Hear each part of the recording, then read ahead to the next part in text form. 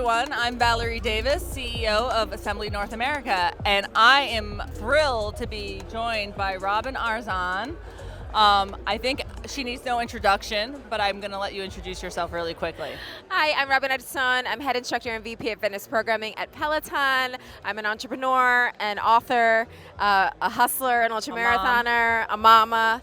You know, we do it. We're living that multi-hyphenate life. So you've been at Cannes all week. Have you been enjoying it? Listen, Cannes is an endurance event. You need to stay hydrated. You need to pack a snack. I have been eating purse snacks in between meetings, but it's been incredible. The energy is palpable, and people come here to connect, and that's what I'm about. It helps being a mama, packing those snacks. Yeah, I have some practice. How have people's attitudes about health and fitness changed? We're seeing it become a foundational pillar in people's lives, and I'm hesitant to even call it a pillar. I want to turn the pillar on its side because it's really the ground floor. It's part and parcel of everyday conversation, and that is all I ever wanted it to be. You're a source of inspiration and motivation for so many people. What inspires and motivates you? You know, I'm a proud Latina. I take my heritage really seriously. My mother is a Cuban refugee. My father grew up in the Bronx and was a janitor before putting himself through law school. So I consider, the work that I do and hopefully the legacy that I'm creating is not only making them proud, but kind of passing the baton to my kids. I think that leading an uncommon life is an example that I can set for them, and I hope they're proud.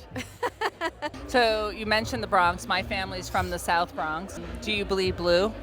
Well, gosh. Well, we could be here all day with that because we have a lot of different teams in my family. Our company proposition is that we find the change that fuels growth. You have had a journey that seems to epitomize finding the change that fuels growth. You started out as a lawyer, you became a fitness coach, you've been running marathons, you're an author, you're a mom. What changes do you find that fuels your growth? Growth is really comprised of thousands of inflection points, right? So we think of these big sweeping arcs of decision making, but really I think our legacies are comprised of thousands of small decisions, and I think it's the consistent boring stuff that we do all day every day that people don't often talk about that actually are some of the most central ingredients to pivots and success. What's your hype line for when you're down and out and you want to get and things get tough and you want to get going? Do you have a hype line? I have so many. I have so many. I think it depends on the day and the circumstance. Chin up, crown on is one that has been a long-standing mantra of mine. I know, I've heard it. And right now, this year, like in this season of my life, I'm not done yet, has been a primary mantra as well. What would be missing from your life if you couldn't do what you're doing today? I really feel like I'm living my purpose in a lot of the things that I'm doing now. So I don't think I'd be the same person if I wasn't working with Peloton and moving and inspiring folks and creating community. That would be missing. Community. We have, we have the millennials, we have Gen Y, the alpha. What do you think are some of the most important things to champion their wellness journey? Oh, accessibility. I mean, I want to see a democratization of movement and access to movement practices, like more entry points farther along the journey. I feel like this is a perfect question, being that you're a Latino. Latinos represent 2.7 trillion in buying power.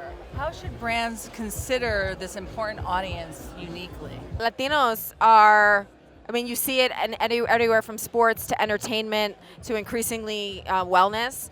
We are putting our money where the stories make sense to us, where we're included not as something that is an afterthought, but really from the ground floor. I really admire, for example, what Eva Longoria is doing with her production company, and with Poderistas, and is her nonprofit, co-founded with America Ferrara and some other folks that I really admire. So those are great examples of nonprofit and for-profit initiatives that really are storytelling around the Latino and Latina experience that is authentic, but also profitable.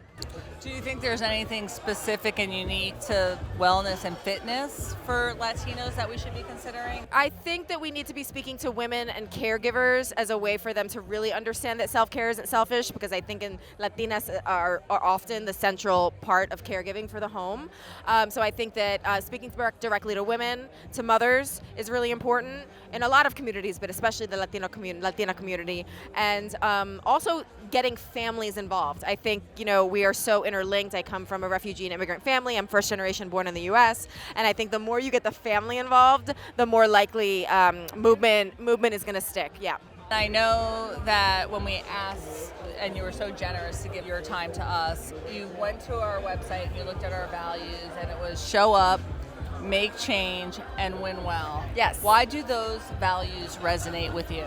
Well, I think that showing up and doing that with a purpose, the change piece of that is, that's a life mission right there. Like, I think if you can meet folks who are similarly aligned with those objectives, you can get a lot done. What's next for you?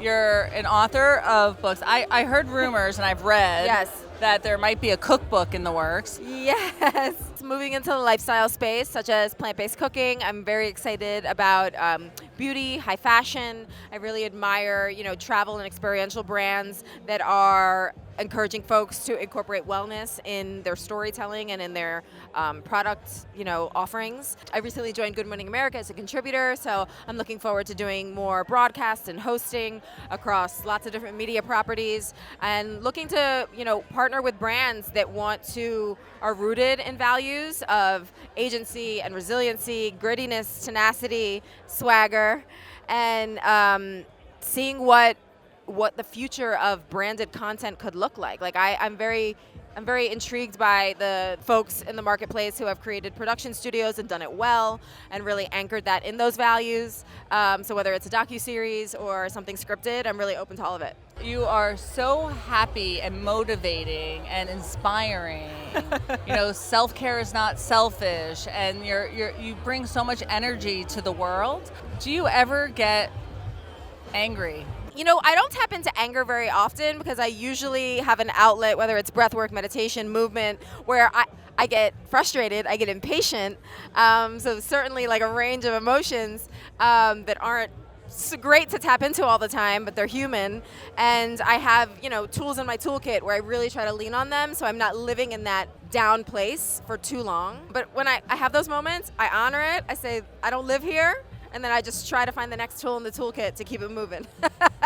You can only control what you can control. So that's true. I truly would try to focus on what I can control in the moment. I'm going to leave you with one parting thought. Yes. You have the best arms ever. The best body, but the best arms. And whenever I'm doing your workouts and your arm workouts, I'm like, I just want your arm. Picking up and putting down heavy weight, girl. Oh my God. I know. But yeah. I just want to say you are an idol to me. Thank you so much for doing this. This is so fun. I really appreciate you. Thank you so much. Thank you. This is an honor. Thank you so much.